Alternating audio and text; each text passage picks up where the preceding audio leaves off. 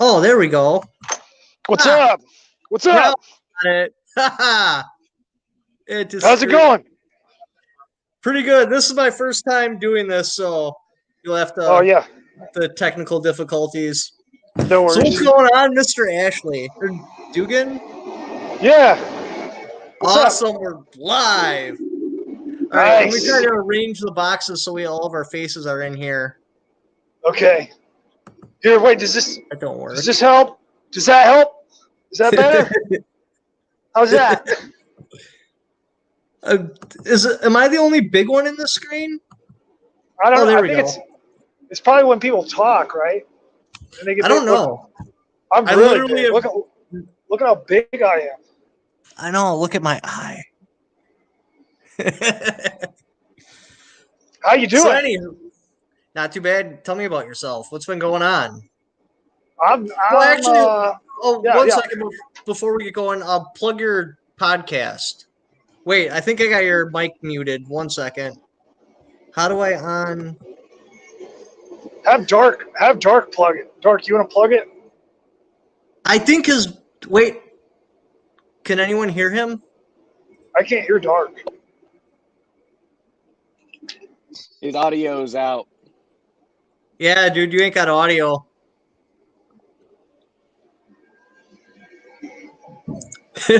I can lip read. Yeah, right? I kind of know sign language. West Side for life. Oh, I know that one.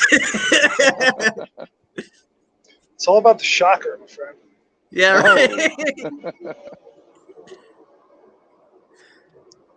Well, we'll wait for him to try to get back in. I don't know why his audio isn't working. Cliff's here now. Cliff, plug the podcast, will you? All right. Our podcast is the Dark Light Dugan podcast. Oh, there we go. I hear Dark. Can you hear me now? Welcome. Yep. Yeah. Sounds great. You can find us on all major streaming platforms.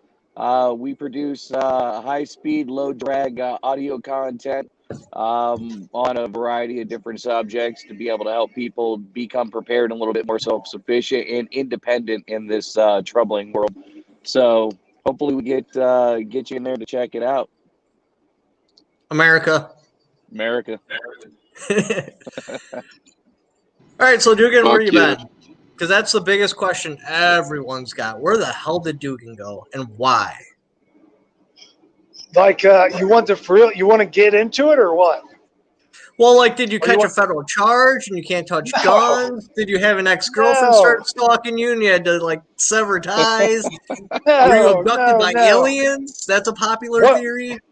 Well, you got to be more specific because to me it's like all continuous. So I've been like, for me it's like I'm popping in and out all the time. So I don't. Okay, what do you think? What made you press the delete button, or did you press the delete button?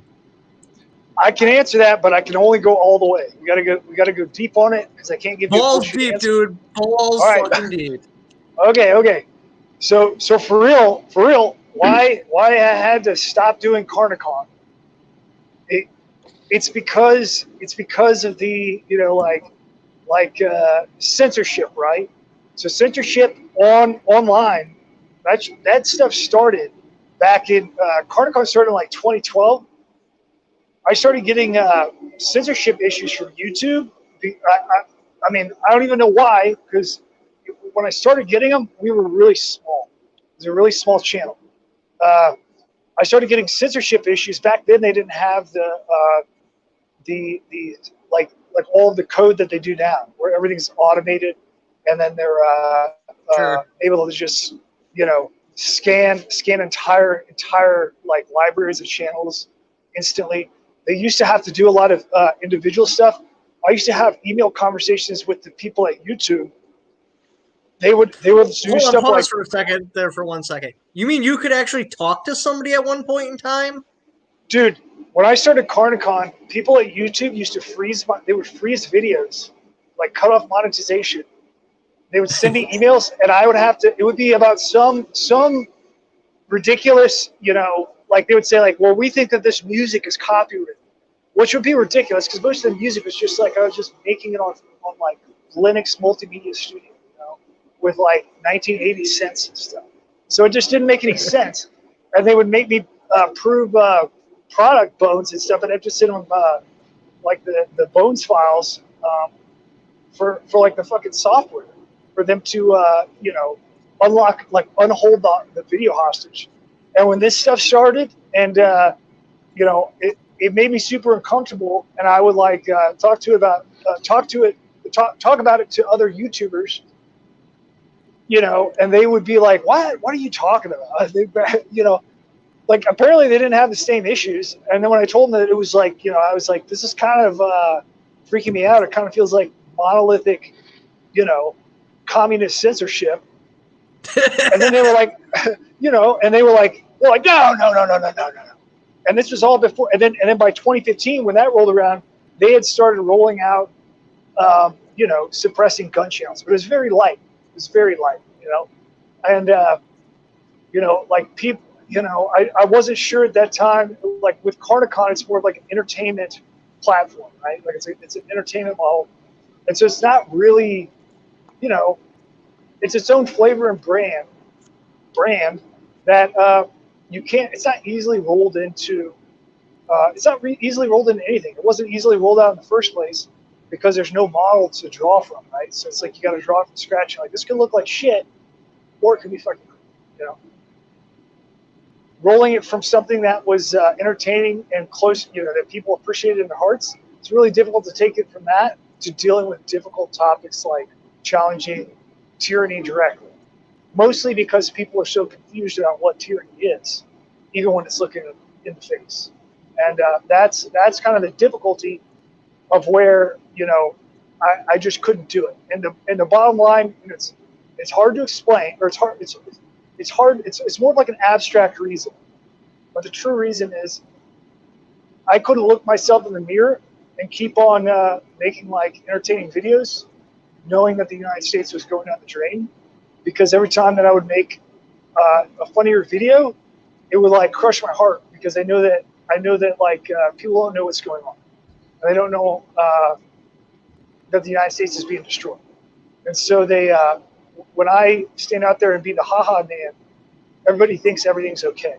And they keep on doing exactly what they do, and they don't change anything. And they walked into the trap that we're all in now. Yeah. And I just didn't want to promote it. It felt like my participation, it felt like promotion. And I had no idea how to tackle that. And so the only thing that I could do was just like, I'm giving up. Yeah, but it was a nice release. I was dealing with the trap and seeing the tyranny 24/7 everywhere around me, and I'm just like, oh my god! And then all the channels were talking about it, and I just didn't want to see it. And I could watch Carnicon and just unplug, and for a second, wrap myself into a bubble and forget about everything, and literally just see somebody that is legitimately enjoying firearms that at that time I thought I would never have an opportunity to touch. Plus, then if you got the reach and the viewers, I mean, hell, if you really want, you could even take all the ad money or whatever and put it into some grassroots freedom fighting group or something like that. Yeah, but shit's fucked up. I know. Yeah. So it's more complicated than that. But the bottom line was that it was almost like I had it's almost like a seat of the pants thing. Like in terms of the decision, probably a rash decision, right? But I didn't know how to deal with it, and I'm trying the entire time since then to figure out where I want to be in life and like how I want to position myself against this beast. And like I knew that I didn't want to. I knew that I didn't want to do it from there. I knew that I wanted to burn it all down and build back up. I hear you. Like, we all got our decisions, and regardless what they are, good or bad, we deal with them because we're fucking Americans, and that's what we do. We're not a bunch of little sissy girls that are going to try to get hate speech and policies to try to undo what we've already done. Yeah. So if I could have a free press, in the United States that was free from broad blanket synthesized censorship where they're pretending like this is what we all want. We all just want everybody to be censored. Like, don't you know?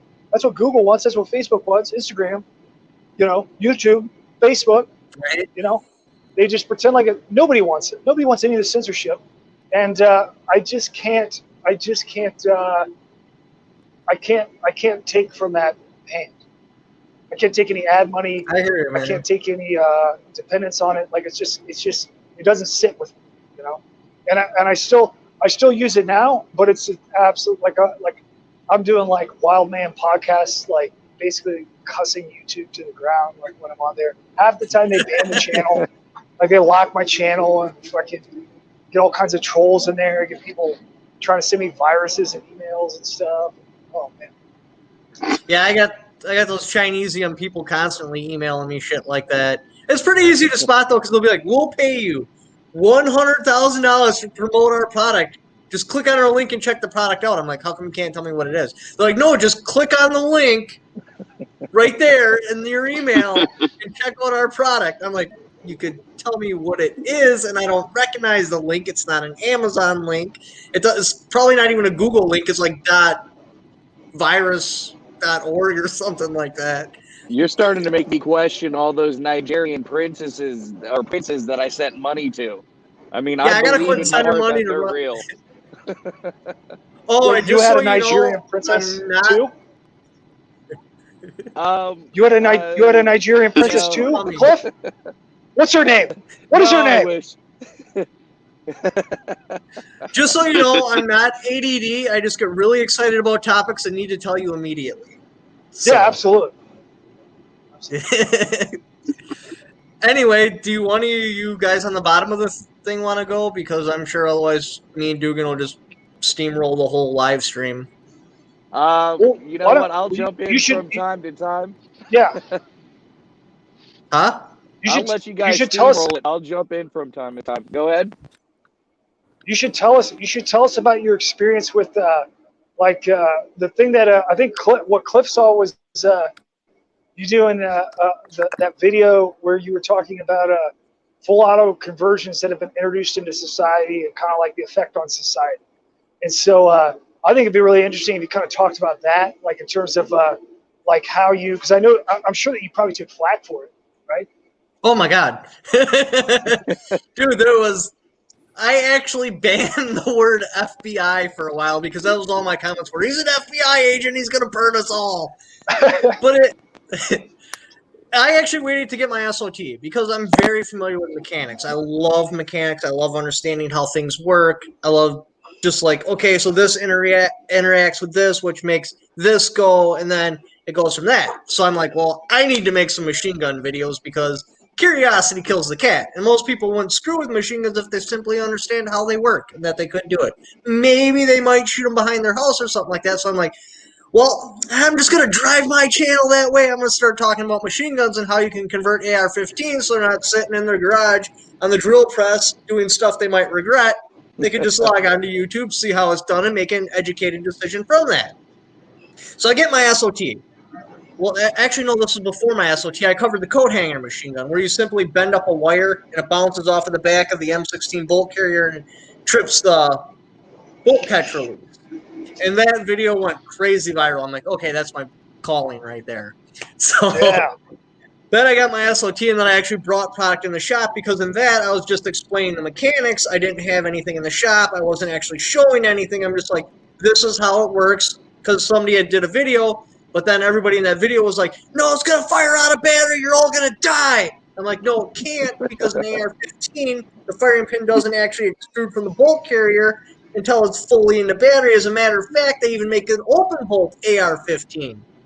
So that just went crazy viral, and they're like, oh my God, he's totally right because he just demonstrated it. So I get my SOT, so I bring in stuff like lightning links, and I brought up Dugan's 3D printed auto steer and a bunch of other stuff. You know that guy got arrested for that too? They're charging him like he had it. It could not go in receiver. It could not. You had to modify it to put it in there. They're like, nope, you're an arms dealer. You're selling machine guns. They're yeah, we talked about that. They were saying that who they got were trying pinched? to connect the Who is it? Boogaloo Boys somehow. A guy in West Virginia. I forgot his name. They yeah, the website guy, the guy selling the website. Yeah, the coat hangers. Yeah, the wall hanger. Yeah, portable wall hanger. That Does was Wall it. hangers. Yeah, Does anybody know that guy? They're burning him at the stake. No, he only lives about standing an hour up and a for half. Yeah, Does anybody know him? But no, not that I know. He was doing his proceeds to help red flag victims. Yep. And he got pretty popular. They're burning him at the stake now because I was going to promote that, hey, you guys should support his GoFundMe or whatever because he's being persecuted by our government for no reason at all. Like, his intentions were solid. He was not selling a machine gun. It needed to be modified in order to be a machine gun. Go support him. I type in, blah, blah, blah, find out his name, looking for GoFundMe. And I'm like, dude, there's no support things for him at all. Everything about him is just arms dealer, domestic terrorist, boogaloo boy. Well, that's the narrative that they want to put. I mean, if you look at anything, look at the 80% kits, what they're doing. The ATF has said, okay, this is legal to sell. It's not a firearm. Now, of course, it's a firearm. Same thing with braces. This is legal. Now it's not legal. This needs to be, X, Y, and Z for it technically to be a machine gun. Now, I mean, they're going to write their own rules. They're making decisions like they're the legislative branch, and we already know. I think the bigger key point here to take away from all of this is they enacted the domestic terrorist laws here recently, supposedly for Antifa or violent rioters, but it was never meant for them. It was meant for people with the wall hanger guy. And anybody who is a white male with a Hawaiian shirt and owns an AR-15 or a plate carrier, we are all going to get classified as domestic terrorists just for putting out information and having the freedom of speech, trying to be able to educate the people around us. And we're going to see a lot more tyrannical ways coming down the pipework. And I was telling Dark, they didn't go in there just because of the buy, build, shoot kit. They went in there to be able to get the records, to be able to get everybody listed and all their information for everything under the sun. I was watching something earlier today, and everything that we're looking at right now with the braces, we're not paying attention to what Bloomberg is putting out. He has 21 points to success for the Harris-Biden presidency that he's going to fund and say all these things you can do with an executive order, and this will put us where we need to be with gun control. Yeah, it's ridiculous. They're definitely going to go all the way. Yep. The Patriot Act is bad. Otherwise, they couldn't even save these records. Because before it used to be you had to commit a crime. Now, okay, they can do research on you.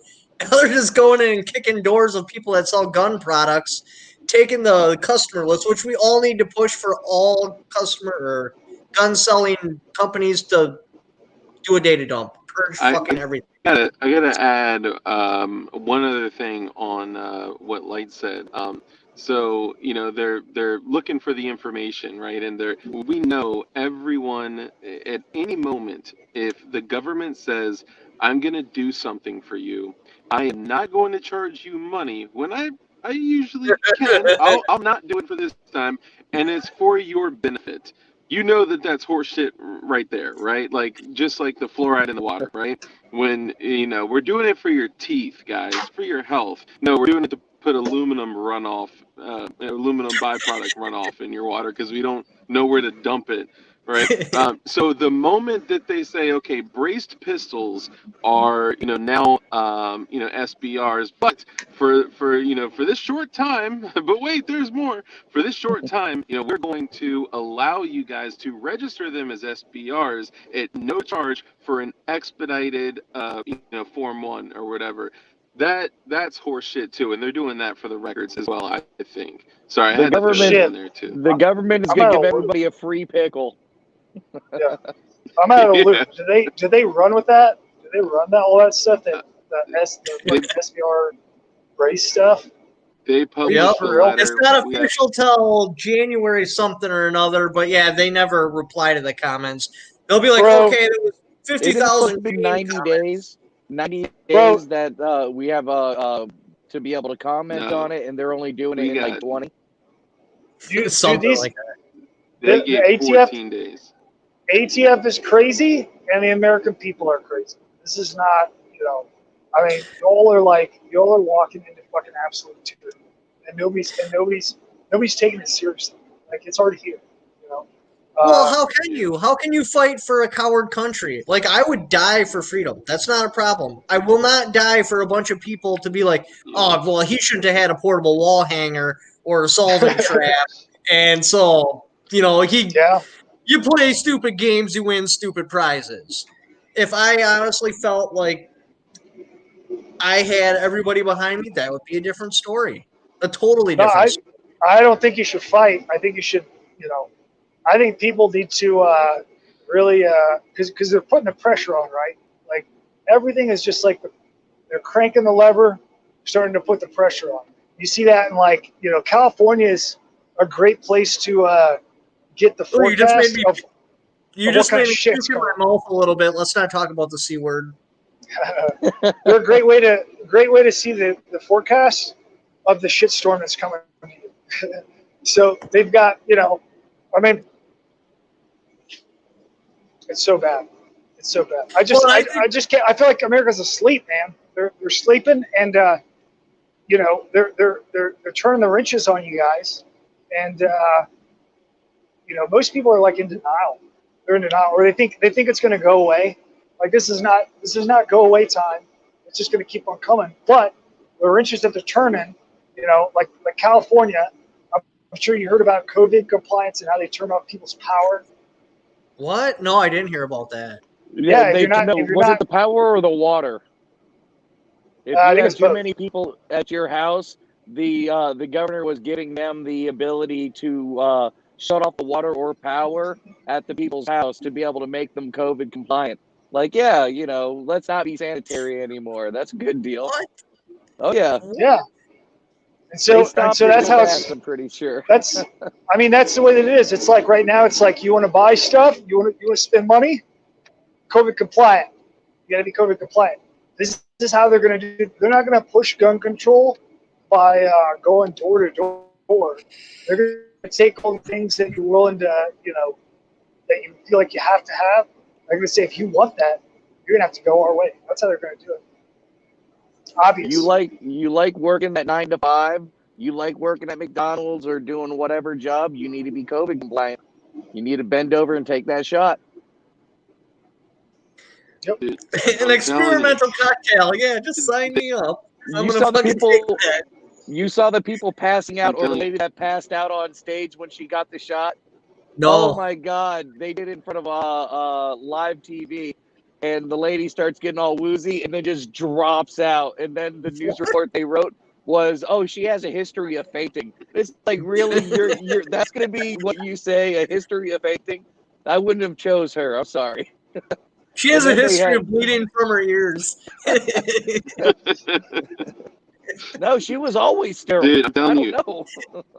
we're heading to a point where and we've heard people talk about this, where we're going to be issued a COVID compliance card, and you'll literally be withheld because everything is controlled. The water is controlled. The food is controlled. Access to goods and services is controlled. The moment that whomever chooses to, we may have to show a card to show if we're COVID compliant or not. Well, yeah, you can't In go into a the neighboring bank. state of mine, they are already.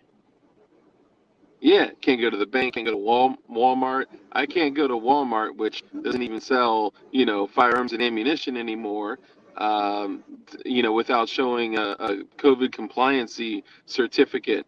In a neighboring state of mine, they have COVID compliance, like volunteer groups that were going around the holidays to see if people were breaking the 10-person limit laws on celebrations. And Yeah, I wasn't there. real life shit. Oh, I wasn't there. FYI, I'm going to be selling COVID compliant receipts. So anybody who needs one, just get with me after the live stream. I wasn't there, so I can't verify this. But a viewer from New York said that he had a Thanksgiving party and the health services knocked on his house and forced them all to take tests afterwards. And they had to give us the names of everybody that was there, and they went to their houses too. No doubt. I got no doubt in my mind. Yeah, I mean it's bad. It's bad. I want to get real for a second, and this is going to be we don't get real like this all the time, on entertainment, but the American people deserve it. They deserve to be able to get real too. They're going to make you guys fight. And I think everybody knows that. So America's going into a fight. It's not your fight. It's a fake fight, and your fight is for your family and for your liberty. And if you lose it as a family and as an individual, and you do that collectively all across the United States, serving this paradigm, the entire United States loses. And this is really important to understand. And I know it's kind of a head flip, but it's obvious. It's obvious that we're kind of being set up here for conflict because the socialists are way over the line, and they know that you're going to resist, and you better believe that these are some of the most well-paid and intelligent people in the United States, and they're crunching the numbers. They see what you. I mean, everybody knows about surveillance and social media, and they know when you're taking a dump. Let's be totally honest here, right? They know what you're typing up on the screen when you're pouring out your heart on social media, and when you're going to be tolerant and when you're not.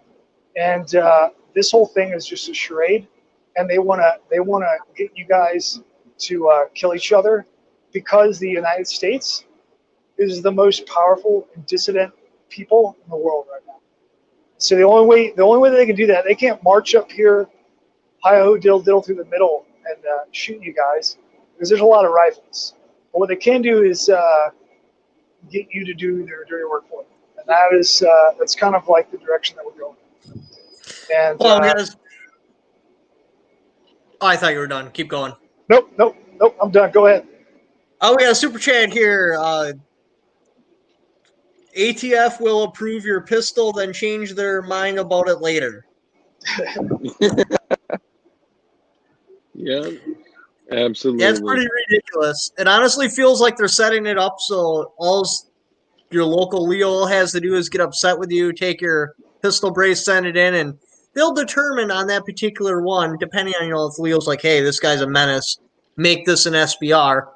Boom, 10 years in prison, $250,000 in fines over a $200 tax stamp. Yeah. How is that a just punishment? So a $200 tax stamp. I mean, the fact is, like, the trick is we'll register it. All we have to do is register it. All we have to do is have documentation of what weapon you have in your address. Like, come on. And I'm a stamp collector myself. Okay, I got a few, but like, I'm not looking to add to them for, I don't know, it's crazy.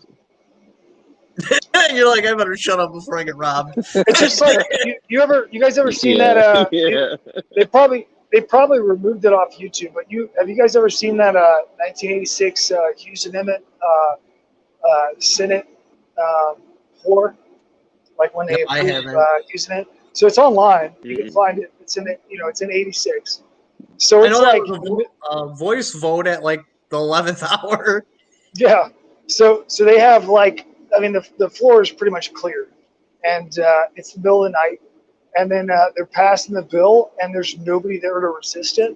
And there's like one senator that has a soundbite, and he's like, "Who would want a machine gun? Who would want people to have a machine gun? There's no argument for this." And they just try to like shove it. That's what they did. They shoved it down, passed it as law, and everybody went along with it because it was like, it's reasonable. It's going to be the same thing with this stuff, man. They're just going to keep on going. You guys, it's for the greater good. Hey, Doug, Yeah. I think I saw that video, and the janitor was cleaning up, and he was like, "Nay, nay." Yeah, I think there is. Isn't there a janitor on the floor? Well, I think there is a janitor on the floor. That's the funny thing.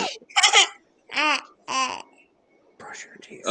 Matt, you had said actually, I admired this a lot about you when I was watching one of your last videos. You had said, actually, it was when I super chatted to say, hey, like, let's do a podcast together. You had said prohibition didn't work because there wasn't compliance, right? Like that. And the fact that the Hughes Amendment went through, the reason that it worked was because it's all good. I have a 3-year-old. I totally get it. But the reason that it worked was because there was compliance. A lot of compliance. A lot, right? And you look at all these other, whether they're confiscations or if they're, buybacks or whatever they are. I've seen like the highest rate of compliance that I've seen is like 10%. And I'm blown away looking at that, but I admire that what you said, because man, if I could take my current self back to April of 1986, man, we could have started we'd be in a different direction with that. Well, and Colt had primed the pump too. Even before 1986, they were already putting out cuckold firearms. They already had a block so you couldn't put an auto sear in there. They were already semi-auto. They already had the bolt carrier chopped off. It just... Hey, I'm gonna get but we still found you a guys way. can just talk. We still found a way to be able to make it work, though. Right? Yeah. I will say though, for all those people that were like, I'm not going to comply. What's up, Doug? Sorry, go ahead. I'm sorry, I'm on like a 3-second delay, so I'm lagging. I was trying to get. I got a giant like pulse jet heater over here, and I was trying to get out of the way of it for background noise. My signal's going out. So the bottom line is that like our resistance as a nation, we really have been tricked into seeing our liberty like a coupon that we go and redeem like it's a circus. Like we get one large pink stuffed bear for this freedom coupon. Can we redeem it, sir? And they look back and they go, let me. You know what? We're out of those. We got enslavement. You want that? And everybody's like, I mean, can I get 2 of them? Like that's how people look at it. It's not the liberty.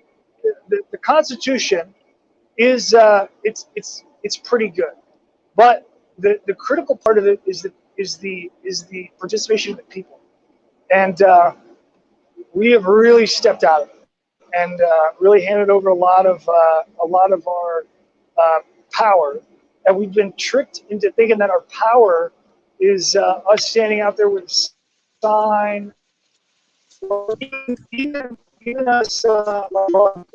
You know what I mean? And drawing blood should be a last resort, right?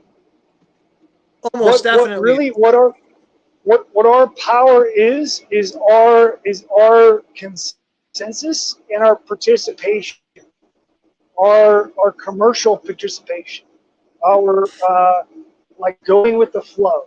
That is what is really our power, and we have.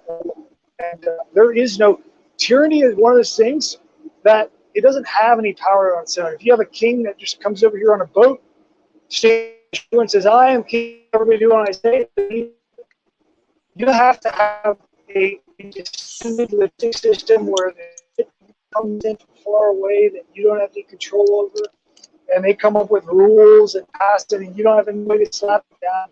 This is the way that tyranny comes. It doesn't come from just brute force. It never has. And the only way that people are going to be able to resist, to take control of their own meats, like their meat, so they don't, put on the coat of the master.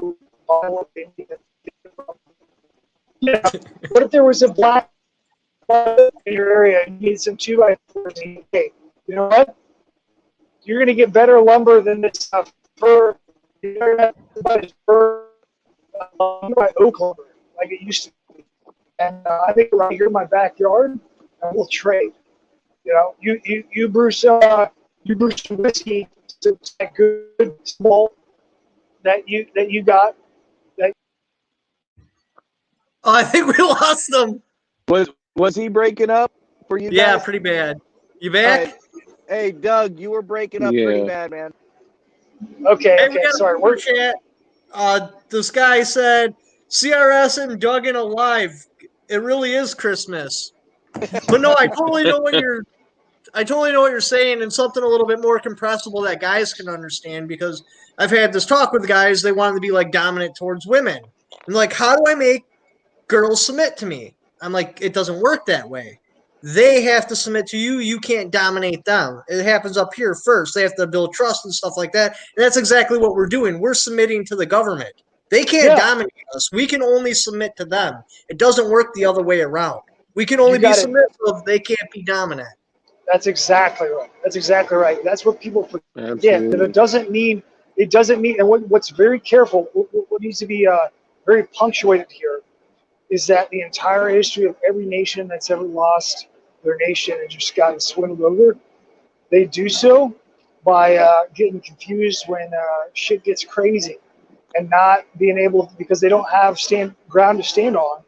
They end up going with the flow, and they go along with whatever resistance movement comes out of the woodwork, and they just join up the first one, and then they fight the war when they're told to fight the war. When the news media starts talking about, like, you should be upset enough to, be willing to fight right now, and then they get swallowed up, and that's how it happens. Every single time that it's happened, that is how it's happened. They don't want you to have every man have a castle that it's their own house, where they're their own kingdom with their family, doing what's right and evaluating everything that comes across their path as, do I want to participate with this? Do I want to be compliant with this? Do I want to help perpetuate this against the rest of my country? Because that's exactly what each of us are. We are a beacon of, we're like a loudspeaker to everybody else. And when we choose not to use our voice to, dissent, when we stand there in the line at the gas station and don't say exactly what's on our mind, on our heart, because we want that consensus gratification where everybody agrees with us, or we want to be right all the time. We don't have to be right. We can just, if we speak from our heart and we follow truth, we're always right. And when you do everybody around you will recognize it. There's a difference between being wrong and knowingly lying. You can be wrong. That's okay. It's the deception and knowingly lying that's a problem. Exactly. And what people have been tricked into, particularly social media, has been excellent at growing this culture where people don't want to be wrong. They never want to make a mistake, because they're thinking I'm going to type up this manifesto in my post and put it out there, and it's going to be exact, it's going to be perfect. And what that ends up doing when you think that way, you end up placating to the control period. You don't want to do that. What you want to do is just make the shit simple. We're all simple people. Just make the shit simple. You want to be able to say, it's pretty simple to say, I don't want to wear a mask, because I don't want to it's kind of like it's kind of like being a subject. I feel like it's kind of tyrannical. So I'd rather get sick and die than wear a mask. That's fine. When we had the flu, the Spanish flu here in the beginning of the 20th century, we lost a lot of people. They had masks back then. You don't think they could stitch little masks? They had masks. They didn't close down schools. They didn't close down churches. We've already dealt with all this stuff. And people are really being taken for a ride here in terms of losing their autonomy and their ability to resist. And they're really being pushed into being reactive and also under control. These movements are forming to pit us against each other, and they're trying to get us, hot and bothered to shoot each other. You know what I mean?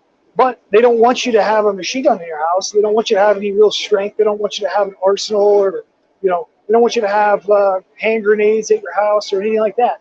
They don't want any of that. They just want you to, fight in their little controlled way and go to their little protests that they set up on one side or another.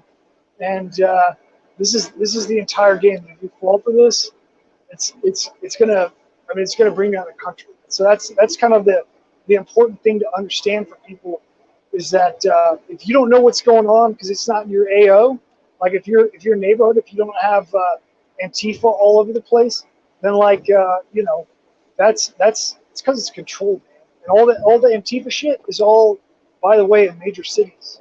It's all in the giant metropolises, and they all have a lot of NGOs and a lot of money flowing through that place. This stuff's ginned up. Oh, I agree. Like, say you're pro BLM on Facebook, your whole entire feed will just have videos of cops beating black people. Now, since I made it clear I am not pro BLM because I believe it's an organization taking advantage of people, my feed is literally a bunch of little white kids getting beat up by black kids. Do you think I like these groups? Do you think I was like, oh, like this picture, like that picture? No, they were trying to put us against each other and use us as little pawns on the chessboard to move around to accomplish some sort of goal, which I'm not smart enough to figure out. But the point is, there's definitely some sort of motivation there. And you should probably plug your... What's that? Yeah, make no mistake. They're going to bring this place down. Like they're going to try to bring this place down. That's what this is all about. They're not socialists or capitalists. It's none of the all this stuff is just head games. What they want is your compliance, no matter what. So if they can appeal to whatever like superficial story that we tell ourselves of whatever works. It's by any means necessary. So it's like whatever works evolutionarily just holds on. What doesn't work just fades away, just like natural selection. And people have to understand that, we are vulnerable. Like when we have things that we need, right? Like everybody needs heat, water, food, water, shelter. Power, shelter, right? Well, all of that stuff is centralized under national corporations, and it's all regulated by the federal government. So, if you need a lumber company right now for shelter, you're going to get regulated out. You're going to have OSHA come.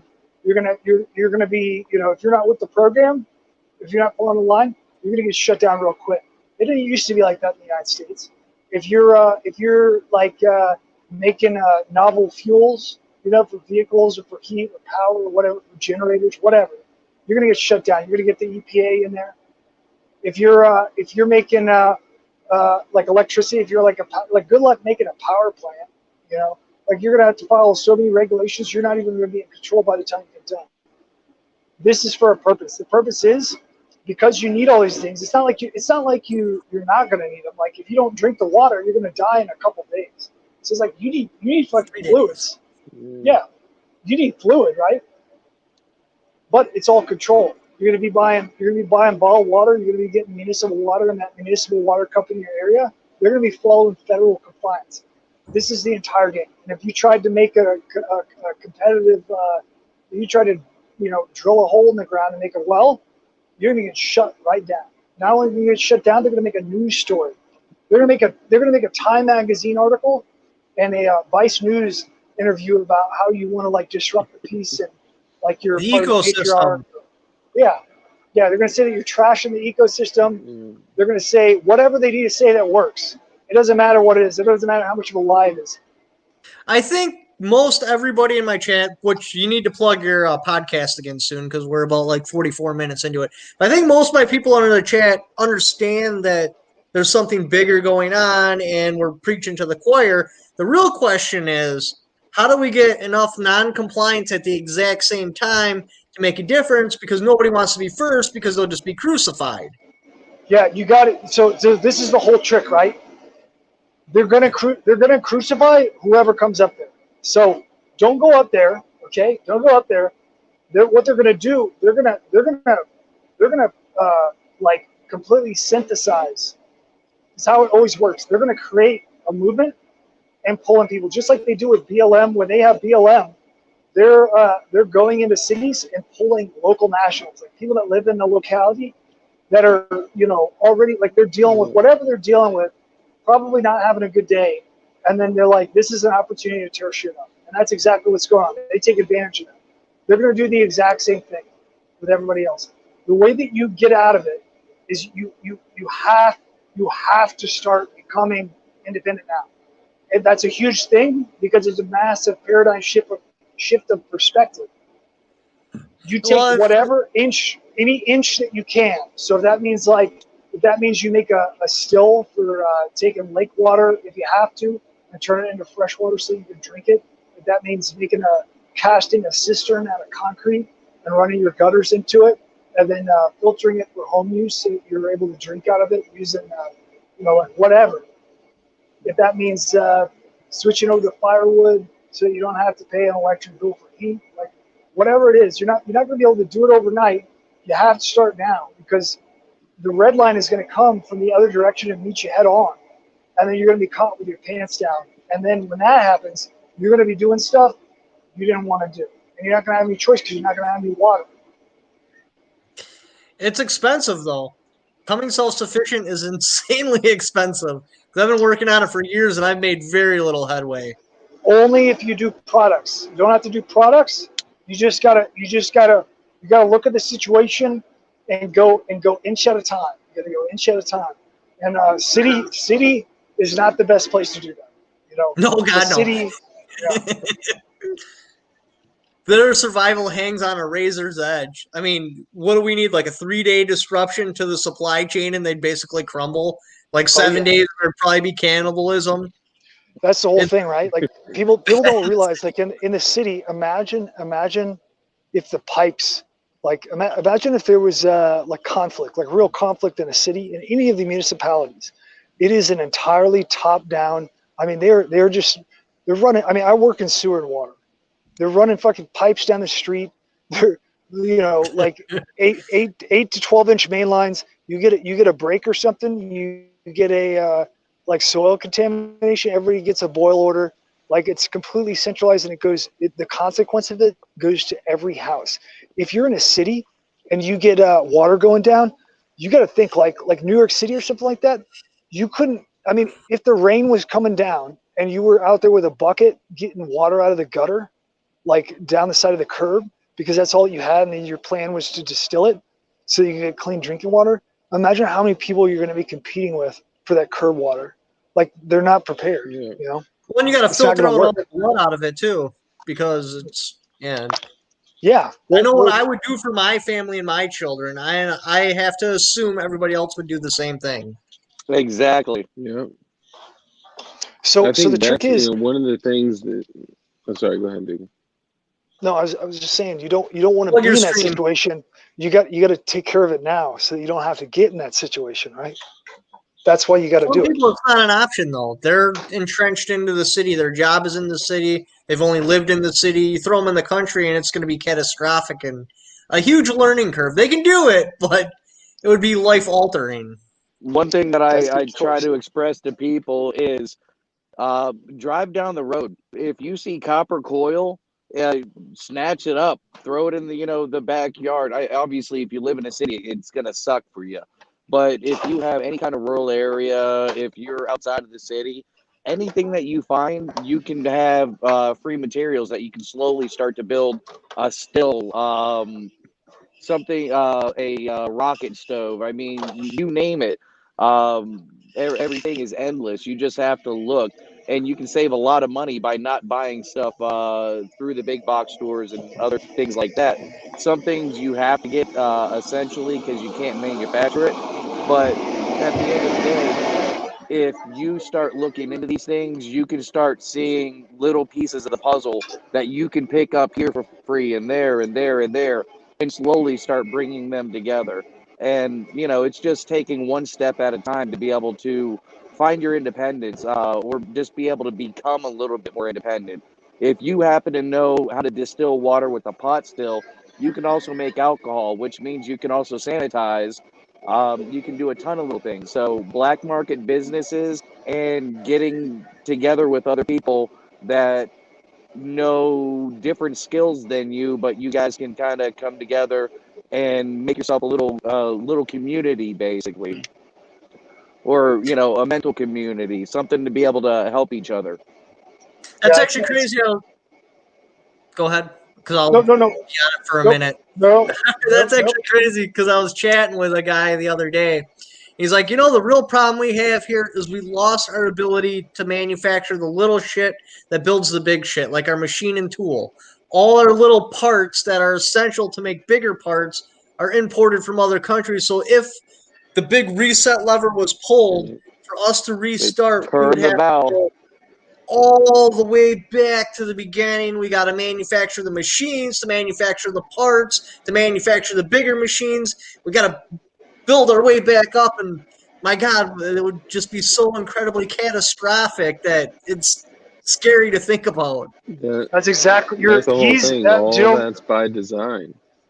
Yeah, it's all purposeful. Like this is not a mistake. They're coming for you guys. And the only way you got to understand, like, regardless of what your ideology or how you wish it was, they're fucking coming for you, man. And if you guys don't, I know that it's completely inconvenient, right? But if you don't you have things that you need. They are heat, water, food, and power. The power being like secondary, and shelter. If you don't have those things and don't control them, like if they're brought to you by someone that is taking federal money as an entity, they are not going to stand up for you when this goes bad. They are going to go along with the compliance measures, and the only proof of that you need is this COVID incident. They have no choice. It's entirely. It's entirely. They are completely out of control. They have no control, regardless of who's working there and how much they wish it was a different way. They don't have any choice. For you to be able to be free, for you to be able to resist and actually resist and have a foundation to stand on, to even get the remote chance to resist in the first place, you have to be independent. So I know that it's a huge deal and it feels insurmountable. You just take it one bite at a time. It doesn't have to be perfect at all.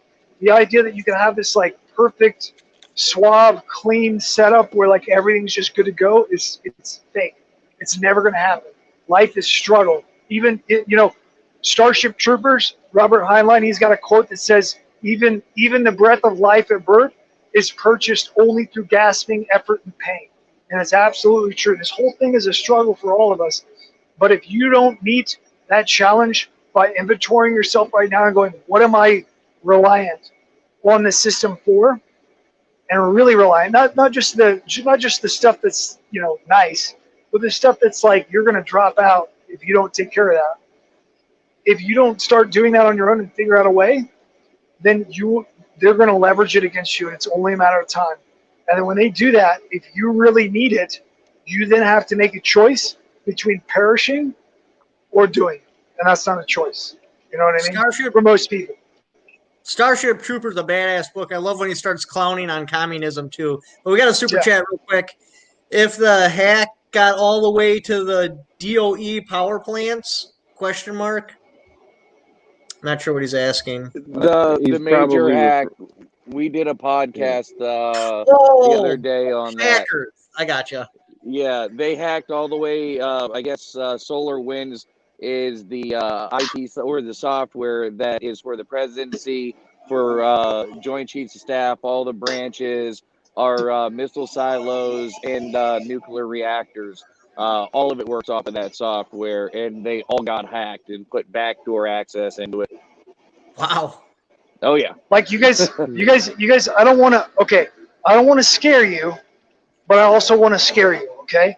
So like you gotta understand, like the American people are in a trance and they need to wake up, and it's for their own good. If you don't wake up, I mean, this is you're not gonna hide out. This is coming right for you, and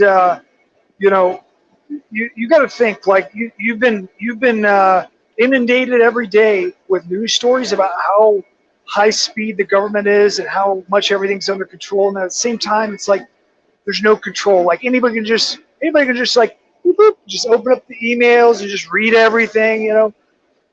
All this stuff is just a part of the greater narrative. Like they're maneuvering against you, and you don't have any public accountability. And not only that, there is no narrative for this. There is no book that is of the scope of what's really going on. There is no movie. There is no little story to draw inspiration from. You know why? Because the people that are doing this made the books and the movies. That's why. And there is no historical precedent for it. This is all real time. This is the real deal. What we did before is everybody sat around on like chat boards and talked about how they were gonna, from my cold dead hands. It's not gonna work because your bullets that you buy, all those people have to be compliant. Your nitrocellulose, your single base, double base, triple base nitrocellulose, with all the additives and stuff from ATK, all that stuff, they're compliant. If they sell you bullets, it's because they want to sell you bullets. You got to be smart. If you want to resist, the way that you do it is by having a foundation in the first place to resist from. Having a foundation that's completely provided for you by the same people that stood by while socialists simultaneously launched a campaign through the entire United States. Imagine what's the likelihood that a bunch of people could get, just for something that's constitutional, like if you wanted to do a Second Amendment protest or whatever, you couldn't even match the number of incidents of riots that they set up by paying people, by having NGOs go out there. You wouldn't be able to do it. It was so many states, so many locations, that kind of stuff. You can't even do it organically. People don't have their shit together that much. Everybody's busy. Everybody's jumping from one emergency to the next, trying to get to their job on time. Like, you can't do this stuff except if you're running the money. And this whole threat is way bigger than what people understand, and they're going to want to take your uncomfortability as you start to come to the catharsis of how serious this is by the stuff that's unfolding. I mean, we're kind of like, we're kind of almost in, it's almost like a Stockholm syndrome or like a shock from the stuff that's happened because it's so radical. And but we've all watched it come real time. And if I stood here in 2015 and told you, hey, socialists are going to be all over the place in 2020, and like the politicians are going to bend knee to them, like you would never believe me, But that's exactly what you saw happen. And so it's a lot different and slower in real time than what we imagine in our head, like a big extravaganza where it's real easy and stuff. It's not going to work like that. The fact of the matter is, in the United States, the only reason that we ever got big in the first place and were able to stand on our own is because everybody was doing the work. All these farms weren't growing corn and bean to send to China and produce ethanol and soy. They weren't doing that. They were making tons of different crops, and they were selling within 5 miles of their location. They weren't being run by Bayer, AG. They weren't being subsidized where they don't have any choice. And if they go against the system, they're going to lose their their backhoe or whatever it is they're using. They didn't have to deal with any of that stuff because we had the foundation. You have to rebuild the foundation. Where that starts is your basic needs, and you have to build up from there. Yep.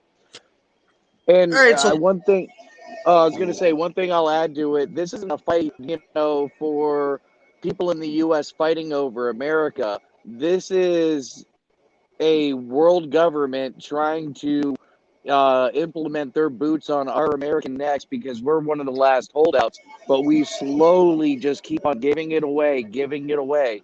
And we're at that point now where everybody thinks it's a fight with the government, but it's not a fight with the government. The government's already sold out. We're not seeing who we're actually fighting. The MSM, internet-based, all this information that's out there is to get you to look this way, this way, this way, this way. Oh, they're bad. This is good. But all of that is part of a big, giant global picture to be able to get you focused on this one little speck. But really, it's a lot bigger than what you're looking at. It's outside influence, and it's not Russia and China because those people are also controlled too. We were talking about this before. The reason why there's so much censorship in China, even Russia, it's so common people can't talk back and forth and say, hey, this is what is going on. This is, going on over here. Oh, dude, don't put up with it. When we did that, this is what happened to us. Now we lost all of our rights. Oh, when we did this. So it doesn't give the world populace the ability to be able to look and discuss and be able to stand up in unity and say, no, you need to get the hell out of our country, stop meddling with us, and let's make these things happen organically again. They want China. They want China to get. This is what they want with this China shit. They want the United States, after we fought all these wars for them off of our own soil. Well, they took this thing over and gave us socialism. They want to send us over to China to shoot the socialists over there. That they took their ancient Chinese dynasties and turned them socialist, and they want us to shoot all those people so then we can punch a hole in there. And while we do that, they're going to be over here stepping on our necks. They want to send all of our strongmen over to China so that we're occupied and totally out of control with our OPSEC. We have no OPSEC whatsoever. That's plain to see by the fact that you can't even hold a private email in the federal government. There's no way that you can keep any OPSEC in a military operation. It's impossible.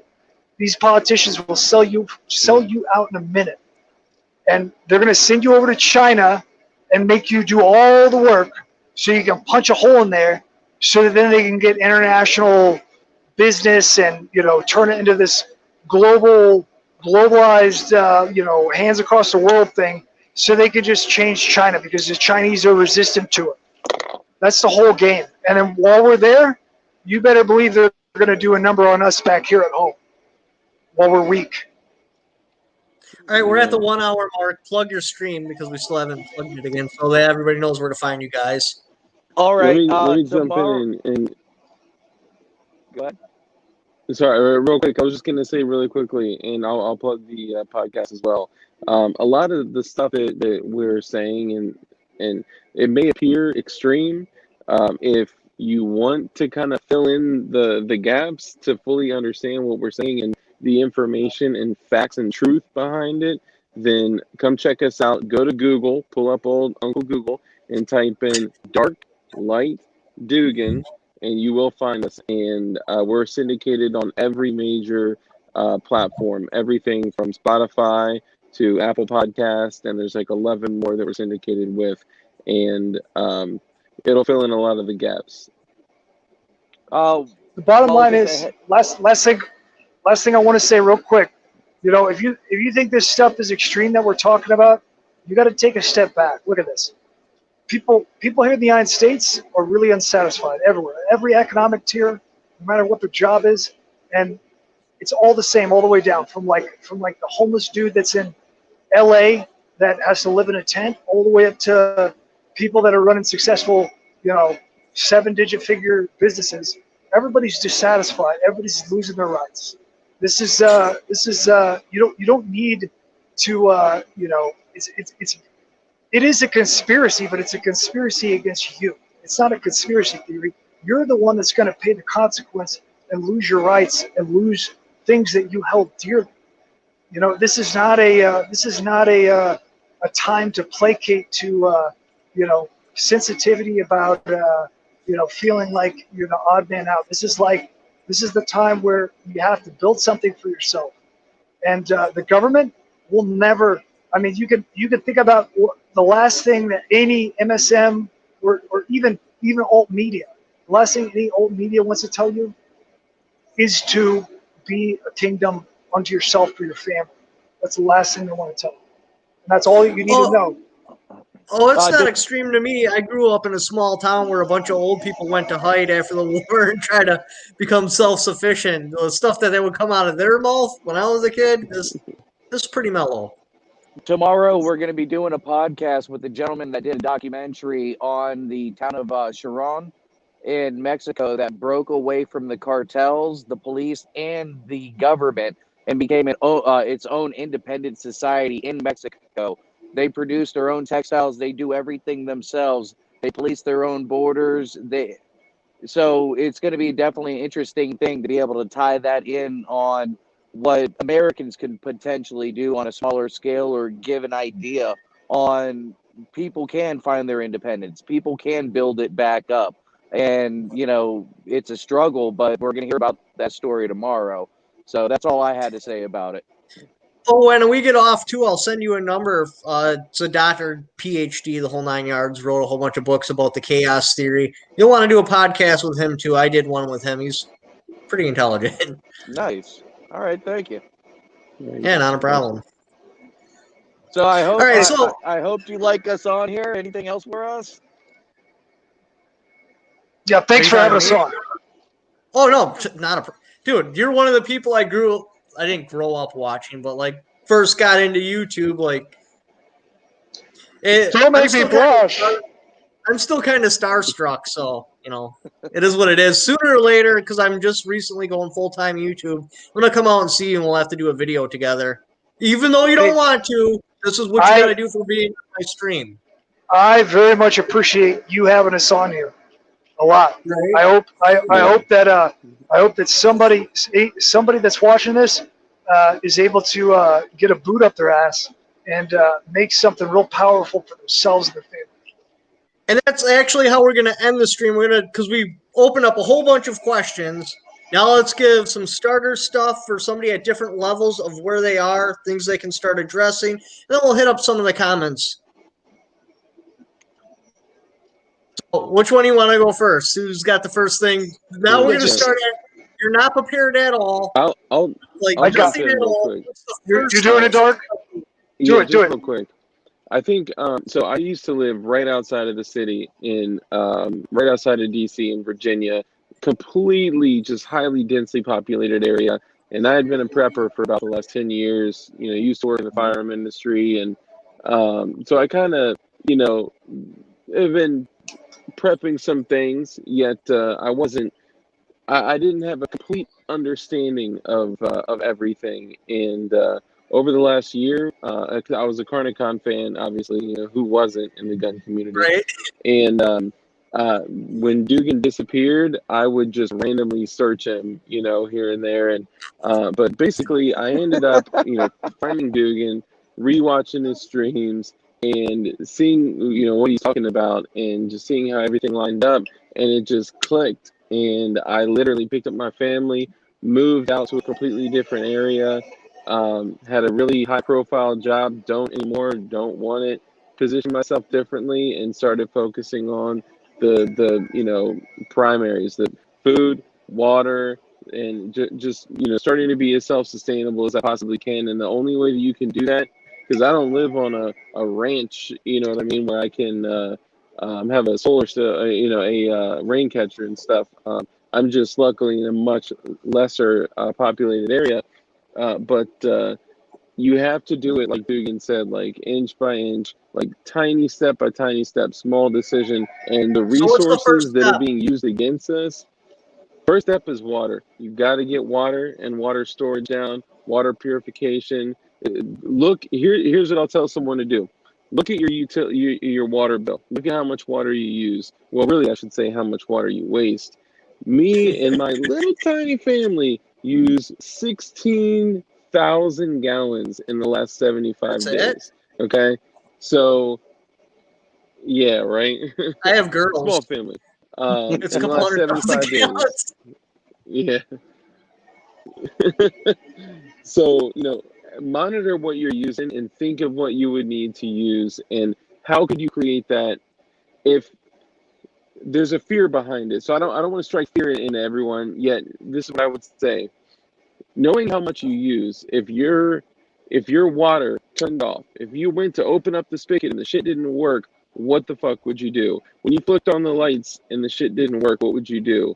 And your phone signal has that X on it. That's what I would look at, and start with water, then go to food, and then obviously. Well, hold on, Light will do step number 2. You're at water. So first things first, secure water. Water, yep. I'll just add on to that right quick. Go on any of your marketplaces and look up for 275-gallon totes. You can find them for $50 to $150. Great way to store water, especially if they were a clean, potable storage solution. Phenomenal, very cheap way to be able to have mass quantities of water stored. So not a petroleum storage container? No. I was in the Navy, and they would bring over the water barges which also doubled as a fuel storage barge. So you're getting the water and you're like, man, this tastes like JP5. Yeah, well, it's partially mixed in there with it. Oh, it's horrible, horrible, man. But anyway, keep going. So After water, with water, I'm in Florida. I don't have the heating issues that most people have throughout the rest of the states. It does get cold here, but one thing I would say is find heirloom variety plants, edibles, medicinal plants for your specific area, because everybody's area is going to be different with climate zone.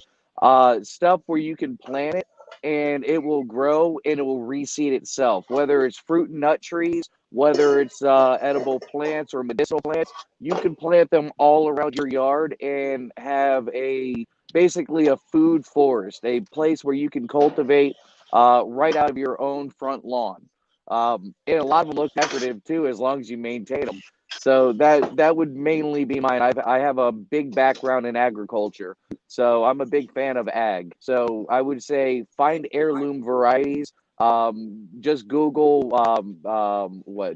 master gardeners associations in your areas, and these people are willing just to give you seeds on something that's a 300-year-old strain of seed that does remarkably well. Tomatoes, potatoes, corn, sorghum, whatever it may be. Phenomenal. so what the hell is an heirloom plant? Like a cactus or something? No, an heirloom Peyote? plant is something that's over 80 years, 80 years of cultivation. So typically heirloom varieties stem all the way back from all the way up to the 1600s, but typically about 1800s to early 1900s. So it's a very good hardy plant that can produce in your specific climate zone or your mineral rich or lacking areas. Like I said, tomatoes, corns, you name it, and they will self procreate, and they're disease resistant, they're bug resistant. Yeah, I mean, you just can't beat it. You go to the store and you buy a regular pack of seeds, you might have every predatory insect in your area coming to eat all of those, because they were not specifically designed to be able to grow in your area. A tomato is not just a tomato. There are specific varieties, but if you find heirloom, they are the best genetics, the best tasting, the highest nutrient contents. Look up purple Cherokee tomato. Oh my God, change your life. Okay, Dugan, they called food, they called water, you're on shelter. Beginning prepping. For shelter. Wait. Hold up, back up. I just went inside and got a pot because I want to show you this one simple trick they don't want you to know. Okay, so right here, you see we got a pot right there. If you don't have anything else, right? If you're just like, I just can't get my shit together for like 1 second to get my water taken care of, and they cut off your drinking water, what are you gonna do? You're gonna make your own still by taking that pot. All you have to do is flip your lid upside down. You're gonna put a cup inside with dirty water around it or whatever you can manage, and you're gonna heat it, and the evaporation is gonna go down your lid. It's gonna condense on the top of the handle. Most lids have a handle on it, and it's gonna drop right in your cup, and then you're gonna get distilled water. You're gonna get clean water. You can do salt water like that. You can do salt water, whatever. Everybody's got a pot and a lid. That's a way that you cannot, starve to death from dehydration. The other thing on water, a big thing right now, especially if you're not, cities is going to be less prevalent, but if you're in the, like not a city area, you can get these IBC totes, which are standard because the UN has the standards on them, manufacturing them, send them all over the place, they're everywhere. You find one of these IBC totes, yep, and you can run your gutter. 275-gallon tote. Run it right in there. Okay, this right here is set up with an overflow. When that thing gets filled, I got a screen on here to keep the mosquitoes out. It's just ratcheted on there. I don't even. This shit's just random. We just make it work, right? It's nothing pretty. That's your overflow. It goes over here. You got your down pipe right there, up in the gutter to keep all the bullshit out. I put in one of these little foam things here from the box store. So that's nothing fancy at all. I use wood supports on here because this is a barn from like the beginning of the 20th century. It didn't even have any gutters. So That's pretty simple too. It's not even a siphon pump or anything. Just exactly. And then you're going to be able to water crops. You're going to be able to pull water off of it, whatever. And that's what I would do for water. For shelter, obviously the biggest issue with shelter isn't actually constructing the shelter. The biggest issue with shelter is the supply of building materials and your regulatory control. well, I'm not talking like shelter, like you're building one, like you're just starting into prepping. How do you help your house? Like, how do you make it? No, I got you. Now, I mean, I shouldn't have to tell you that shit is extreme. Everybody's seen what's going on here in the United States, particularly in the past year, and it's kind of given people the idea, like they're starting to recognize, like, man, this is kind of getting out of control. There's a huge problem that's not on a lot of people's radars, and that is that since 9/11, the government has registered every road. So, like, I'm out here in no man's land. I'm on a county road. A lot of these roads out here never had any names. No names ever. Just you knew it or you didn't know it. That's it. And they would come up with a name for somebody that lived on the road or whatever. They would say that's like the Brown roads or whatever. The feds came through here and made everybody register everything, like if it got mail. So if the mail truck drives through there, it got registered, and that's all in the last that's in the last 20 years. So what I would say, honestly, if you really want to be if you want to be safe no matter what, like have a really good chance of being safe, and especially if you're somebody in the city and you're like, I'm gonna throw it all away, do it all over, start fresh, and do this shit right. What I would recommend, especially if you got like a little bit of paper, I would go buy land that doesn't even have a mailbox, just raw land, and I would go out there, buy an RV or buy a trailer temporarily, go set up shop out there. Don't get your mail there. Run all your own water on cistern. The advantage is you don't have any registration if you do that. So you just own residential land that isn't incorporated, and you're not going to get put on the map data. So if shit goes really bad, like really, really bad, they're not even going to be able to find you on Google Maps because you're not even on there. And there's nothing illegal about it. So you ought to take advantage of it now while you can do that. And they're going to have a really tough time getting you on there once you do that, because how are they even going to find you? That's how the entire United States used to be. Now we're all on the map. And so if you're going to start fresh with shelter, this is probably the most important consideration. The other thing, just in terms of practicality, what I would recommend, especially if you got a little bit of money and you're considering something like this, I would get you a trailer with whatever you need, put it out there on your land that you want. I would recommend a minimum of 5 acres. You can find it around. It's available. If you look on the interior of the country, land gets really cheap. I live on 20 acres. I think I paid $160 for a very nice house, like all oak.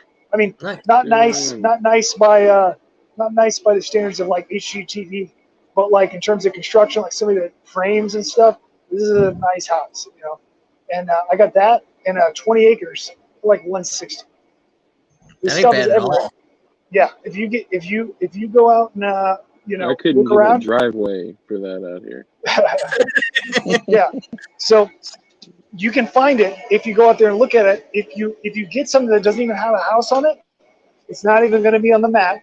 You put a trailer out there. What I would recommend is, first thing, put you up a steel roof with lumber that covers your entire trailer, and that's the square footage is sized to give you cistern water. Get you some IBC totes, or if you got even more money, just buy the 1,000-gallon, barrels and plumb all your water in there, and then figure out a way to process it with reverse osmosis or still for your drinking water. For your processing water, you can just use gray water. You can use straight up rainwater, no problem. For like washing hands, you can use rainwater. For laundry, you can use rainwater. The only thing that you really need the clean water for is drinking and cooking. And that's it, what goes in your body. And if you put up that steel roof, you're going to capture all your water. Your square footage you're going to want about 1 square foot per inch of rain. Size to how many gallons. Let's give you a gallon. So every inch, roughly, Hey, you're cutting out. You're cutting out. Start back at square Am I back? foot. Yeah, Start back at you square were foot. saying What? 1 inch per square foot. Okay. Square 1 inch of rainfall, roughly, on a square foot of surface area gives you a gallon. Okay. So you want to size your system to supply you for the longest drought period. So where you live, if you're in the desert, you're going to be having rainfall annual. Like if you're in a real dry area, it's going to be like 9 inches. If you're in a wet area, it's going to be like, if you're in Washington or something, it's going to be like 50 inches.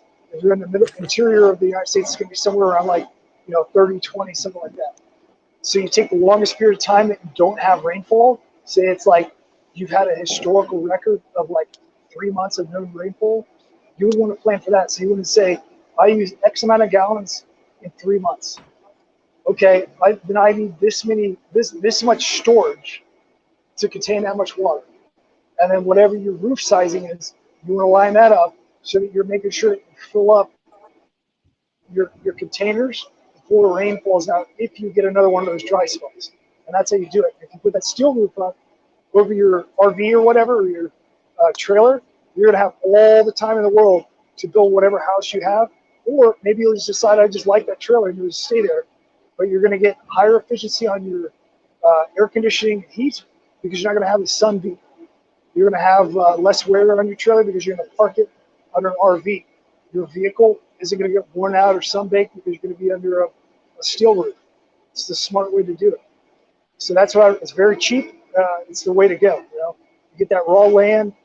You be a free man, unincorporated land, and totally legal. A little bit different, yeah, but you're going to be freer than pretty much anybody else around. Right on. Did you guys want to hit me with an ambush question since I hit you guys, or do you want me to just read some comments? I'd like to hear the comments. I have nothing to ambush you on, man. You're pretty open on all your YouTube channels. Yeah. So I mean, you're straight up. This has been great. I lose a shit ton of subscribers because I'm too open. CRS Firearms is on BitChute, isn't he? No, I'm on GunStreamer because that I can just hit a single button and it transferred all my videos over. I don't know for sure, but I think BitChute, you have to do them one at a time. That's why I avoided a lot of other platforms because just getting one video on YouTube is a shit ton of work. Putting it on other platforms such as Facebook or wherever, that's even more work. Where GunStreamer, I have it linked up so it automatically dumps on both platforms. Let's see what else we got here. Pimpan Strong threw me on a mod. What? Oh, mod. You need mods. If you guys see any comments, can you guys see the comments? Let me see. I'm a slow reader and I crack under pressure, so a lot of them get skipped. Oh, okay. I can't see just hit. You gotta hit the little message thing and then 357 is more popular. Oh, chat. Oh, here we go. 357 versus 44 mag. What do you pick if you can? You can only shoot one for the rest of your life. Oh, I mean, I do 357 mag all day. Yeah. You're the last one. You can run Loader 38s action, right? through it. Yeah, plus you got 38s. So that's two options. I mean, yeah, you got 44 special, but how common is that? Who the fuck uses 44 special? I haven't even seen that shit in like real life. I don't did think. have an old Smith & Wesson 296 titanium ultralight, which was 44 special. 5-shot, that thing was a monster. I missed that. Let's not bring up the AK versus AR. I see AK? your comment because this is Dugan. Whoa. I hammer on AKs for communism and America. And No, we can't show any guns on a live stream, so don't pull one out. AR-15 all the way. Honestly, like I think guys, I love an AK. AKs are great, but the They're only romantic. thing that made AKs, the only thing that made them really great was when they were $300. I had one too. $290. Now that they've reversed position and you can buy an AR for like $400. I mean, you're crazy not to get an AR. Like you're crazy. You should have I want to 5 ARs. I want to ask Doug a question right quick. Arsenal 556. Yep. What's up? Hey, Doug, do you remember when you did the AR versus AK test, the scientific test? Oh my God, man. Yeah. I played it for my friend. He thought it was legitimate. He's like, there's no way it explodes like that. I'm like, dude, it's satire. It's a joke.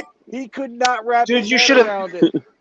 You should have seen the emails that I had to deal with when that stuff came out. Like when it was that was probably the funnest that was like the funnest that I ever had with Carnicon was before anybody caught on to like what was going on. You know, like once everybody figured it out and stuff, I was kind of like, it's not as funny. What was worse, AR versus AK or 9mm versus 45? That's actually the video I discovered Carnicon on. He's in the fucking tractor with a beer. Dude, I fell on the ground laughing, holding my side. I'm like, what is this? Subscribe. AK versus AR had way more. I mean, I got rant emails that were just so long, I can't. That isn't even realistic. Like I don't know what you did, but it's like obviously we just stuffed Tannerite in a chicken. Like that's this isn't even real. Come on, man. Hey, dude, I can't. All those videos were excellent, but hey, man, you got to go back to. I'm talking about a weapon with what do you say? A warm, wet nose and soft, fluffy ears, or floppy ears, or something like that. The bullpup. Bullpup. Yeah, bullpups. I like me a bullpup. Bullpups really it's a utility gun. It's like a utility gun that you can truck around. It's not going to get in your way. I can't stand them because I'm xenophobic and they look weird. Yeah, they are. They're super weird. They're super weird. Now I will say, like probably the most utilitarian one I'd say. You're packing the ballistics of a 20-inch barrel in a SBR size. Sorry, dude. I'm That's on true. Like a 3-second delay. Yeah, no worries. I'm just trying to catch up. The P90 is probably the craziest bullpup because it's so small, and that 5.7. I mean, other than cost, right? Like right now, it's not even realistic. I'm sure that I don't even want to know what 5.7 is. It's probably outrageous. But the man, that round, I mean, it's enough to get most things done, and that gun is just like shoulder to shoulder, on length. I mean, it's just a little box that you carry around and you got 50 rounds. It's crazy. Yeah, but you can't count the FN 5.7 because that's an exception. It's in its own class. Yeah. Most bullpups just suck total balls. Well, to me, I just don't like them how they're configured. You're right, like especially when you look at like the 5.7 is the whole other world. The AK that you turn into a bullpup, you're turning the coat hanger to the. What were you saying, Light? So Dugan, when me and Matt were talking before, when we were trying to organize this whole thing, I forget if Matt you brought it up or if I brought it up, talking about the controversy between you and FPS Russia when you did the top open on the AK, and then FPS Russia did it, and then all of a sudden you had the the Russian guy in the super pistol carbine course, and it was like a direct shoot on him. Did you guys actually have beef back then, or it was just having fun? Didn't even know each other. We've never talked, so we don't know each other. I have seen him. I've seen him at like gun shows and stuff, but I don't think he knew who I was. So I can see him because he's always the same, but I don't look the same in real life. Dude, you want to have fun with I've never beef? talked. Oh, I thought you were done. I'm sorry. If you want to have fun with beef, the best person to get in with it is Paul Harold. I'll make the most positive post to prod their fucking fans because they got so defensive around them, they became a soft target. And because there's so many of them, it's a very, very large soft target. Like you're just like, shoot self and you'll hit one. So I'll prod their fans. It's easy to do. Like passive-aggressive positive posts about him. Oh, dude, how they freak out is just amazing. And it's like simply satisfying almost in a way because their reactions are so far over the top. It's almost like When your friend's like, hey, I found a can of starting fluid in my dad's garage, you're like, all right, I'll be there with a candle. Let's see what's going to happen. It's like that sort of thing. Like, I only emailed the guy once just to let him know that, hey. Real quick. Okay, go through comments. So 2 things really quickly. So one guy said, thoughts on 300 Blackout. That's a dope round, but, once you burn through the 90 rounds that you have, you're going to feel really fucking stupid when you got to pull magazines off of a corpse. You know what I mean? So I would go 5.56. Number 2, someone mentioned, who's that guy in Florida making, crazy-ass shotguns? That's Mark Serbu, and he makes Serbu Super Shorties, and they're the shit. I got a 6.5-inch Serbu Super Shorty 870, and that thing is a fucking flamethrower. So, Dark. Hey, Mark Serbu's a true American. That dude's a wild boy. I met him at a shooting range. Yeah. Didn't even know who he was, and he let me shoot the Super Shorty. I guess this was when he was first testing it out, and he was having, I guess, feed issues or something. I never even knew that this is the guy. I thought this was somebody who bought a product from him, but no, I met him at the gun range. I'm like, what? Like a year and a half later, I figured it out.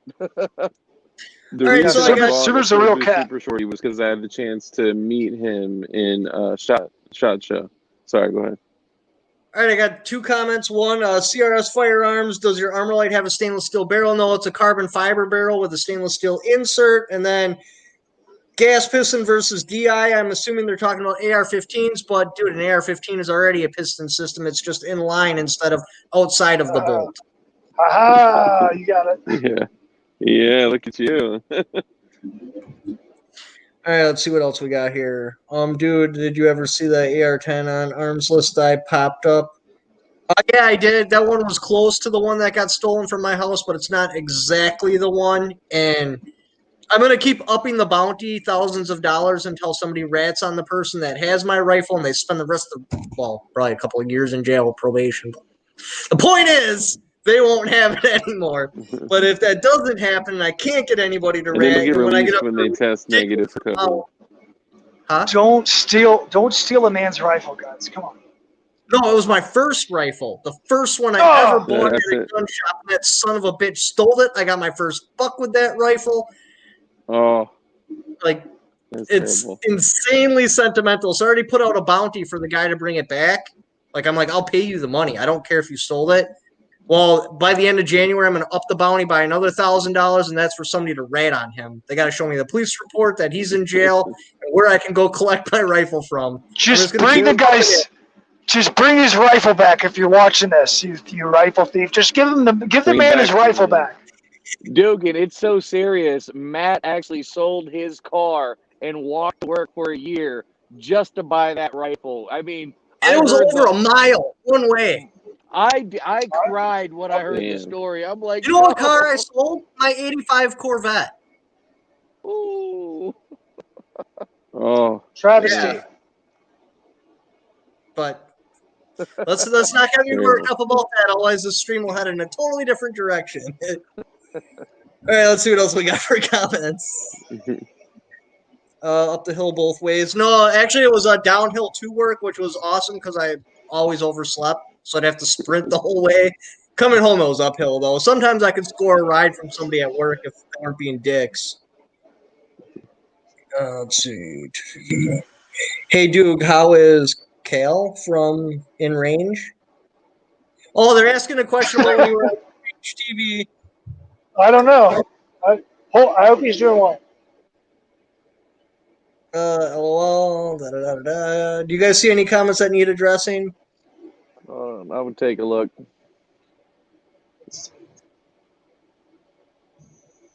Oh, 45 APC versus automatic Colt pistol versus 10 millimeter. No one cares. 45 for me because I like silencers. Do one of you guys have something to say about 45 through a can, going a cool 8 something FPS. I mean, look, it's all personal preference, right? So, I mean, I personally, I've had a couple 10s in my life, but I mean, 2 World Wars, boomer. Yeah, right? America. 45 with a 16-inch barrel. I think that's actually too long. I think a 16-inch barrel slows a 45 down. I don't know the for fact. I think it's 14 inches is where it runs out of steam. Revolver versus semi-auto. Me, semi-auto. You All guys. day semi-auto. Now, if I Is that want a to get serious question? yeah, right. Now, if I want to With get a caveat. sexy, a single action army because that's just fucking romantic. Like there's Yeah, something I special do. Yeah. Oh, about running hell yeah. that because not everyone can pick it up. Most people can pick up a semi-auto and at least get rounds in the general direction. But a single action army, like that work with it, that particular one becomes yours. The sights aren't adjustable, so if it's a little bit off, you know that okay. So when I draw it out, I gotta aim just a little bit over, some shit like that. Hell The yeah. romance behind that is something special. But I'm a You dragoon gotta, guy. I'm a you dragoon gotta guy spin that myself. bitch. But I mean, if we're, it's kind of a different deal. We're talking about like art versus a tool. Yeah. right, All right, let me There's ask just all y'all something this special about question. ejecting this. Sorry. Go ahead. Having target practice with your friends and you purposely knowing you adjusted your sights really bad so you know exactly where to aim and you're able to hit bullseye every time, but when they line up the sights, they're off, top left real hard. Has anybody done that to rig up a shooting competition? You did I that haven't. like I'm gonna talk shit the whole time when I do. No. Hey, $50 on the line is $50 on the line, and I'm telling you, I'm gonna win. You That's better it. We're gonna learn have your to That's switch funny. out. windage real fast. we got to switch out Dark and Light's names there. Yeah, right. Yeah. Okay. Those targets that are like a pool rack, like on pool balls. Yeah. I shot a small, not like an official match, but I did a shoot like that. If I thought like that, man, I would have had a punch and a mallet just like drift in his sights, like that's a good idea. I will say this. I'll say this about some cool shit about pistol shooting. So number one, the thing, if you want to really up your pistol game, you can do two things that are very counterintuitive, and I promise you, they will get your game. You're going to be red hot.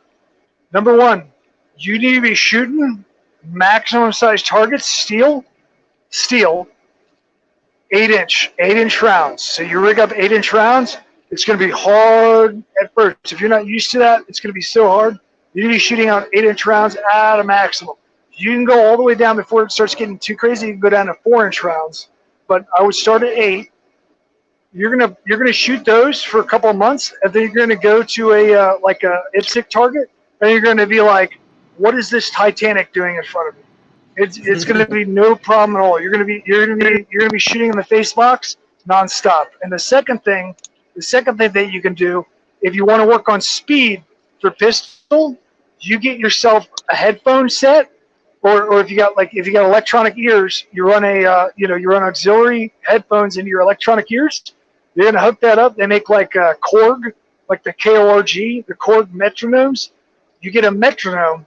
You can plug in your beats per minute, and what it does is it'll mentally divide your processing time so that when you're practicing alone, you're going to be able to quantify this amount of time from when my hand is on the pistol, this amount of time from when I have it up to my extend position, and then when I'm extended and when I'm pulling the trigger, and then the amount of time on a reset. Because when you're using a timer, now this is in conjunction with a timer, right? This isn't going to give you time. You still got to use that timer.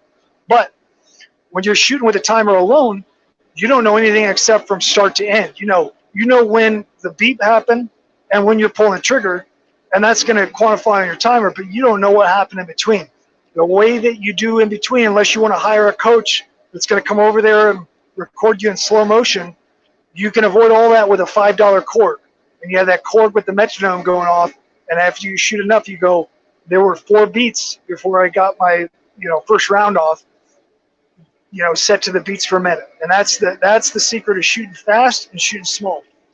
I actually heard that in the book World War Z. They were talking about how they were training with a metronome, the tick, tick, tick, tick, and they had it set up to 1 tick per second because they were supposed to slow down and make headshots the whole time. Huge deal. Works great. CRS, can you ask Doug what some good fields of work to get into to be self-dependent? Yeah.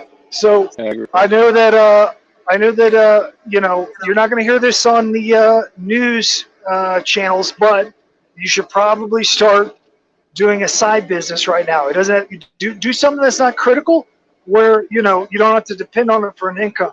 Start a side business, whether that's moonshining. I mean, not moonshining because that's illegal, but whether that's don't do that. You know, yeah, don't do that. You know, pyrolysis is a great thing that I think will be huge in America. Pyrolysis is where you make a big vessel out of metal, either like a steel pipe or like a water heater, something like that. And you put a bunch of plastic. You can put waste plastic in there, like trash, all the trash that you find. The only thing you don't want to put in there is PVC because of the type of plastic. But like plastic bags, clear containers, all that stuff, all your waste plastic on the side of the road, you put that in there and you heat it. You're going to have certain temperatures. You're going to be able to, you can heat it on a fire. You can use a propane. You can use gasoline, diesel, whatever. You rig this thing up, you're going to be able to pull off gasoline and diesel or kerosene or hexane or propane or whatever you're set up to be capable of bottling and distributing to other people. And what you can do is you can undercut in your local area all these international oil companies by selling gas cheaper or trading gas cheaper than what they even sell it for. And on top of that, the plastic, the waste plastic, the trash that's all over the place that people don't like looking at it, that's made from crude oil. So it's a higher hydrocarbon chain than what they even process into gas in the first place. When you break that down with heat, your gasoline will test more pure than any gas that you ever buy at a gas station. Not only that, you're not going to have any ethanol in there. I had a comment. Where can you get blueprints for this? So probably the best way to do it there, I would recommend if you're like, whoa, that's really cool. Go onto YouTube, go onto Vimeo, and type in pyrolysis. That's PYROL. What is it? PYROL. Pyrolysis. Pyrolysis. Plastic pyrolysis. And then you can find there's some academic textbooks on there that are floating around online that you're probably supposed to buy, but you can find PDFs of them. And they're going to have all the tips for you. If somebody emails me, I can send them the link to the to those textbooks. Just wink, wink. I do want to say to Lays and Blaze, hey, dude, I'm a big Art Bell fan, and I know Mel's Hole. Just wanted to throw it out there. It's a great story, but it is just a story. I looked into it. Sorry. I wanted to also comment on Blake Romo. He, y'all get a kick out of this. He said, "What do you have to recommend for a college kid wanting to prep?" We just did a 2.5 hour stream with a college kid who's prepping, and man, it was a remarkable stream. So go search Dark Light Dugan. If you forget that, look at the little corner where it says our name and look up Dark Light Dugan, and you'll find what was the name of that? Independence 101 with Professor Yourself. That's right. Yeah. That was all. But all right, guys, is there any wrapping up stuff? Because it's like 12:30 my time. Yeah, good time to wrap up. I love you guys. Thank you so much for having us on. Thank you. We really appreciate the opportunity to reach out to your followers, and we hope that you guys, we're all going to go through a rough time here. I think everybody knows that. I hope that you have everything that you need to face this thing, and I hope, even if you don't, I hope that at the least you face this thing with truth and your best effort. Yeah. Light, you're next. Closing comments? Be safe. I have nothing else to say. Thank you for having us, Matt, man. Definitely would like to collab with you sometime in the future again. Text me so I can get you that doctor's yes. number, because you'll wanna stream with him. It was a very good stream when I streamed with him. Yeah, all right, Dark. Awesome. All right, so I'll end on this. Thank you. I've been watching you for a long time. Love your content. You're awesome. You're a fucking American. Fuck yeah. But I'm gonna say this: the Boo Boys, the Boogaloo Boys, the whole Boogaloo movement has been. I mean, there are white papers on this shit about, like Light said earlier, and Dugan said that they're painting a picture of a military-age white male with a rifle and a plate carrier is a bad person. So if you don't take the proper steps to prepare and you think the first thing you want to do is throw on your plate carrier and your rifle and go fighting, you're going to get fucking canoed. You're going to lose. So stop. The real challenge is how not to fight. Yeah. The real challenge is how not to fight. How to overcome this shit with truth and fucking compassion and care and love. And, of course, how to stay safe, but how to stay extremely dangerous if needed. But they want you to fight. They want to wipe out our military-age males. So don't fucking do it. Right on. We need you here at home. We need you here at home. We got communists all over the place. You don't sleep on us for a second. We need you here. Yep. Dark Light Dugan. Right on. Well, it was a pleasure doing a stream with all you guys. Again, plug your podcasting one more time before we shut her down. Dark Light Dugan on all major streaming podcast centers. Tomorrow we're going to have How to Become Independent, like the town in Mexico, with a documentary filmmaker. It's going to be a very interesting one. And Matt, thank you again. Doug, Dark, man, love having you guys. Love chatting with everybody. And we got to hang out with Matt for a little bit. So definitely enjoyed my night, man. Thank you. I'm saying people say they don't have the email. It's, get ready for it, darklightdugan@gmail.com. And then I'll post Dugan's private phone number on my community tab so everybody can text him. Just kidding. Perfect. Oh, shit. Yeah. All right, gentlemen. Thank you. All right, you guys have a good night. Later. Night. Peace. All right, I think the broadcast is over. Did I end it? End broadcast.